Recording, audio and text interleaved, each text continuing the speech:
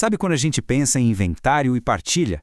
Muitas vezes já vem na cabeça aquela ideia de burocracia, de algo super complexo, não é? Mas e se a gente olhasse para isso de um outro jeito? Não como um problema, mas como o que ele realmente é: o capítulo final da história jurídica de uma pessoa. O momento em que o legado dela é organizado e segue adiante. Olha só, essa citação resume perfeitamente essa ideia. O inventário não é um evento isolado que surge do nada.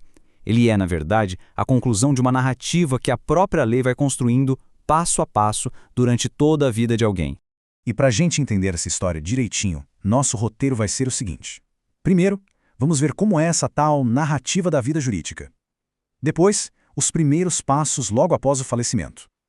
Aí a gente vai desvendar os conceitos mais importantes do inventário, explorar os caminhos do processo e, por fim, chegar no gran finale, a partilha. Então, vamos começar pelo começo, literalmente.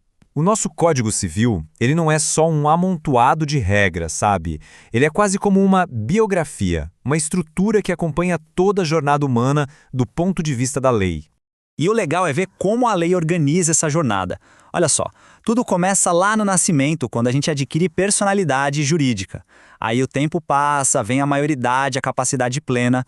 Ao longo da vida, a gente forma um patrimônio, que é como uma projeção econômica de quem somos, e também constitui família. E aí, no final, com a morte, a lei define como essa história continua, através da sucessão. Ok, então o que acontece no exato momento em que a vida de uma pessoa termina? A lei tem uma resposta imediata para isso, para já dar início ao próximo capítulo dessa história. Aqui a gente tem um princípio que é a base de tudo, o chamado princípio de Saizine. O nome é um pouco diferente, mas a ideia é simples. No exato instante da morte, o patrimônio não fica num limbo, sem dono. Ele, é transmitido automaticamente para os herdeiros. É uma transferência instantânea, mesmo que ninguém ainda saiba exatamente o que tem ali ou quem são todos os herdeiros. E a lei não deixa a coisa solta, não. A partir da data do óbito, existe um prazo de 30 dias para que o processo de inventário seja iniciado oficialmente. É um marco importante para começar a organizar esse patrimônio que, juridicamente, já foi transmitido. Para entender o inventário de verdade, a gente precisa dominar dois conceitos que são o coração de todo o processo. O primeiro conceito é o de espólio, e a analogia que a fonte traz é simplesmente brilhante. Pensa assim, o espólio não são os herdeiros sentados numa mesa discutindo. O espólio é o que está em cima da mesa, ou seja, todo o conjunto de bens, direitos e também as dívidas que a pessoa deixou.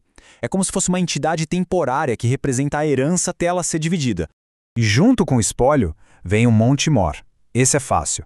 É a fotografia inicial do patrimônio.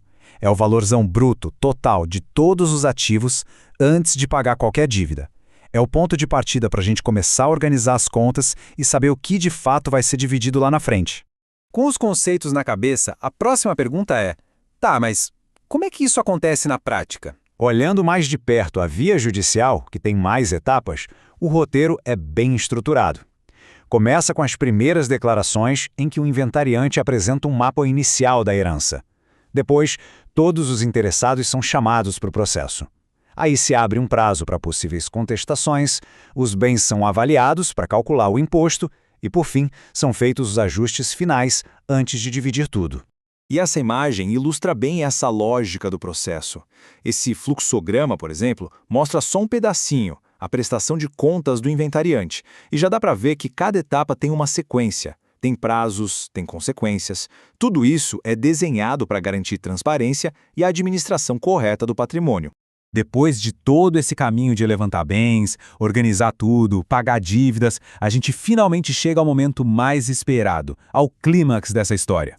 Esse momento é a partilha. É ela que bota o ponto final no inventário. É aqui que aquele direito abstrato, aquela fração ideal que cada herdeiro tinha sobre o todo, se transforma em algo concreto. A parte ideal vira um imóvel específico, um valor na conta, um carro. A propriedade que era abstrata vira propriedade real, palpável.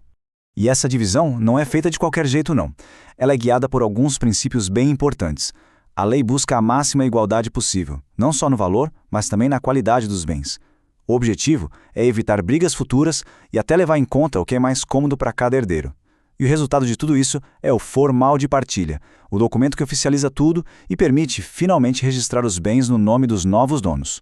E assim, o ciclo se fecha. A partilha encerra o inventário e com ele a história jurídica da pessoa que faleceu. Mas não é um fim absoluto, né? É uma transformação. É o momento em que o patrimônio construído em vida ganha um novo começo, dando continuidade ao legado nas mãos da próxima geração.